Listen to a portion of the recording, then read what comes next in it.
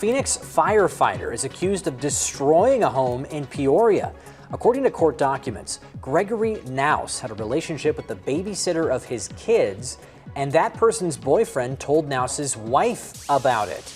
Knauss then allegedly, according to prosecutors in these documents, went to that man's home and sprayed foam in the water pipes, which flooded the house.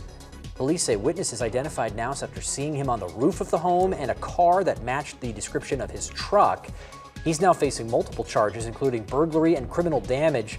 Phoenix Fire says Knauss is on administrative leave. A man from